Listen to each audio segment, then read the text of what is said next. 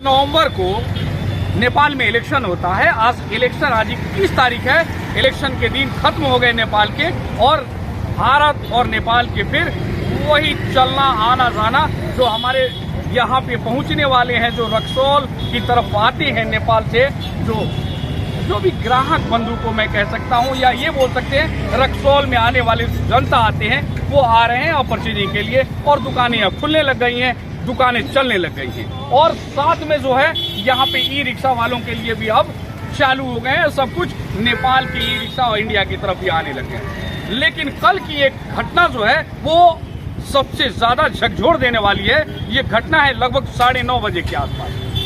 वो सारी तस्वीरें जो है एकदम से इस तरह से भयावह कह रही है कि उस घर से 27 टूरिस्ट हैं जो नेपाल के रास्ते हैं, रहने वाले तो उड़ीसा के हैं। जब उधर की तरफ से जब चले हैं तो उनकी परेशानियों को मैंने जब सुना तो मैं सोचा मैं अपने कैमरे के माध्यम से कम आपको आप तक जानकारियां दें। एक तो नेपाल में रहने के समय में उनको जो परेशानियां हुई, वो एक होटल में जब रहते हैं, होटल के तरफ से, होटल वालों के तरफ से उनको पानी तक नहीं दिया जाता। आखिर क्या वजह है? क्या इलेक्शन अगर होता है तो क्या इस तरह के, अगर दूसरे देश के अगर नागरिक आपके यहाँ हैं तो उनके साथ इस तरह का व्यवहार हो सकता है क्या?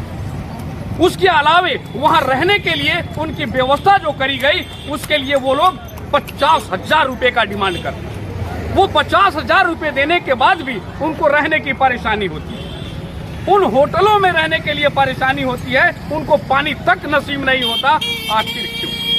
और जब वहां से जब चलते हैं तो वो जगह है, जब इंडिया की तरफ वो पहुंचते हैं तो एसएसबी आगे की तरफ ड्यूटी में मौजूद है, और वो जब एसएसबी वाले जब देखते हैं तो उनको रोकते हैं, और रोकने के क्रम में उनसे हर सामान की तलाशी होती है। लेकिन है वो इंडियन, उनके पास वो प्रूफ दिखाते हैं। वो प्रूफ देखने के बाद भी आखिर किन कारणों से उनको रोकते हुए, मैं आपको उस वीडियो के माध्यम से दिखाऊंगा वो कितने रोते हैं और अपनी दुख दर्द को दिखाने की कोशिश करते हैं और बताने की कोशिश करते हैं। दूसरी बात मैं एक चीज और बताऊं कि कल 20 नवंबर के दिन नेपाल में इलेक्शन होता है, और जब गाड़ियां वहां से, आप एक बात मुझे बताइए, क्या एसएसबी जो यहाँ एसएसबी के जवान है, जब कुछ होता है तो वो कस्टम के फ्रंट साइड में काम करते हैं और फ्रंट में उनकी ड्यूटी लग जाती है, और बाकी दिन वो बैक साइड में चले आते हैं और कस्टम फ्रंट में ड्यूटी करते हैं।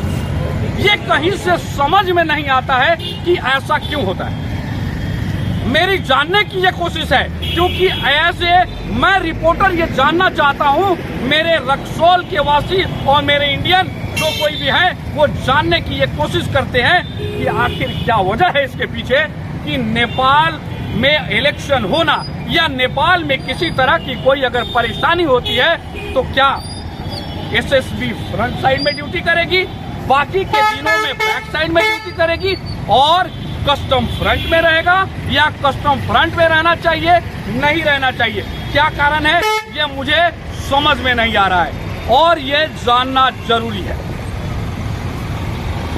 जब नेपाल से जब वो लोग पहुंचे, जब अपने बॉर्डर पे जब पुल पे आते हैं, काफी बातें होती है। देखिए, यहाँ तक कि पीएमओ को ट्वीट किया जाता है, और ट्वीट करने के बाद भी जानकारियां जब उन तक पहुंचाने की कोशिश होती है, उन लोगों से बात करने की कोशिश होती है, फिर भी वहां से रिस्पॉन्ड जो है वो पॉजिटिव नहीं निकल के आता है।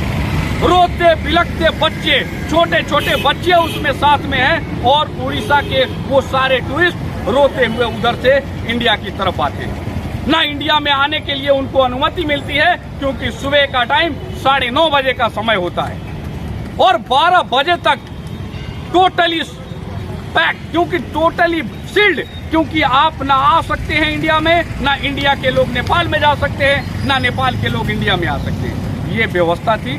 देखिए आगे कैसे इन मुद्दों पे जरूर हम चर्चाएं करेंगे, और जरूर बताएंगे हम कि आखिर एसएसबी का क्या रोल होना चाहिए। बहुत बहुत